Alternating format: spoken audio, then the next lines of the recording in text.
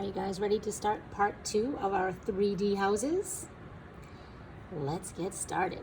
Last time we were together, we drew some houses together. They were pretty simple to do, but now that I've got all this extra stuff on them, they look pretty detailed.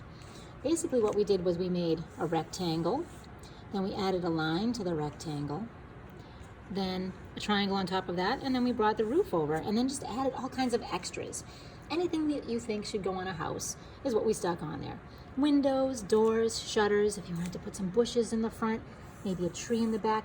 We started to do some clouds in the background. So if you want to do a couple more of those, you can. We're going to cut this out now. If you drew this in pencil, I'd like you to go over it in marker. It doesn't have to be Sharpie. It could be a regular black marker or a permanent marker. After that, we'll do the cutting.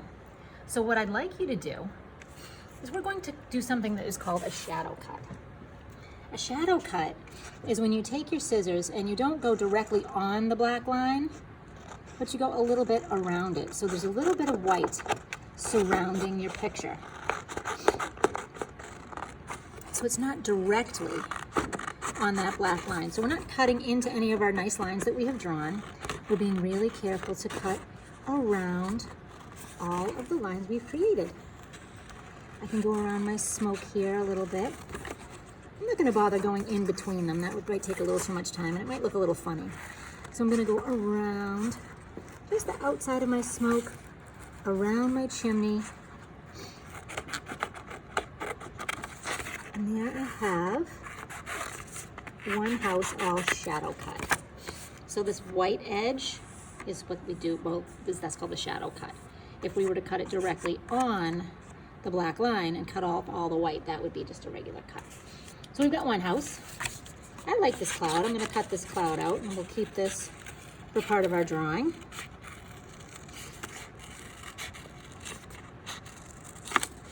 So I'm being careful to shadow cut my cloud.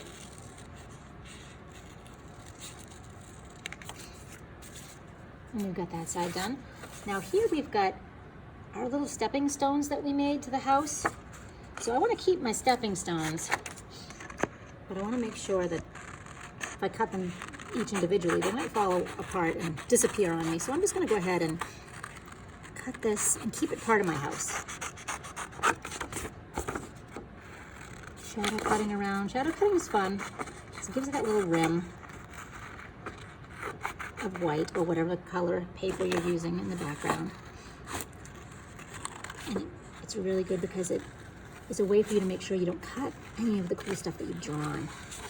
Sometimes when I cut a little too closely, I accidentally cut off some of my drawing. And we don't want to do that. You guys did such a nice job with your drawing. So I'm moving around my tree. And then I'll go back around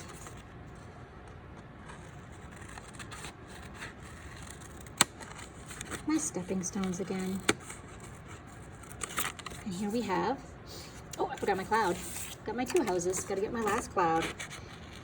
So take your time with this. You did a nice job with the drawing. Don't rush the cutting.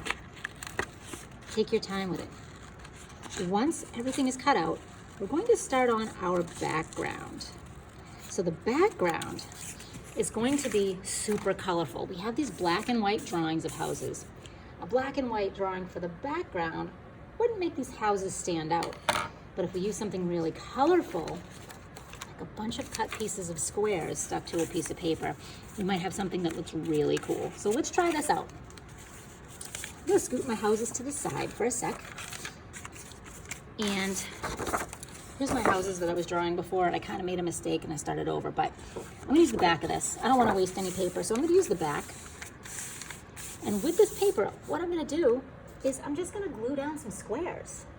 So I'm gonna take either a glue stick or you can use some bottled glue, and I'm gonna glue my squares down. What I don't wanna do is just go back and forth and make a whole huge mess in the middle. We don't want too much glue. What we do want is make sure we get the corners. Make sure each corner has a little bit of glue. That way it won't curl up on us. And then we'll just tuck it right up there in the corner of our white paper. You can use whatever color papers you have at home. I happen to have this rainbow scheme happening.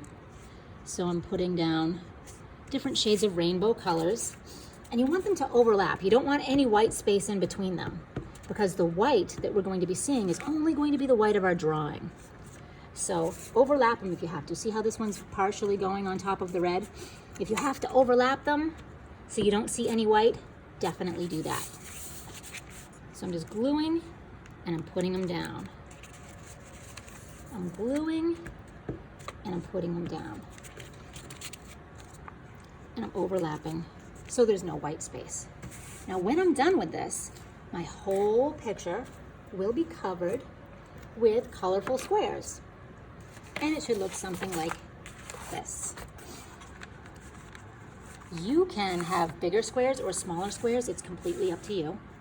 But here we've got a really colorful picture, and now this is going to be a great background for our black and white drawings to stand out on. So I'm going to go ahead and place them down, my 3D houses that I made. I'm going to place them down, see if I like where they are. Move them around a little. Maybe I like this one over here and put this one here. Oh, I kind of like that. That's the opposite of what I drew, but that looks pretty good. So once you like it, you're going to go ahead and glue them down. Make sure you move them around first and you really like the spot that they're at. That's composition in art, placing things in a certain way that is appealing. Appealing meaning looking good. So I'm going to go ahead and stick this one right down. Just a little bit of glue on my glue stick. Too much glue makes it very bumpy. And it dries like this if you put too much glue, especially if you're using the bottled glue. That stuff can get, if you use too much of that, it just gets very, very bumpy and not smooth and flat. I would highly recommend, after you're done with the background, maybe put a couple books on top of it so it stays flat while it's drying. That's what I did. Put a little cloud up here. Put another cloud maybe here. If you think your artwork is missing anything, go ahead, get another piece of white paper or some of that scrap and draw some more stuff in black and white and stick it on there. So you have this really super cool, colorful background with beautiful 3D drawings of houses on the front. Take a look at that. That is frame worthy. I can't wait to see what you guys come up with. I want you to share them with me next class, and I'll see you later. Keep on doing some awesome art, you guys.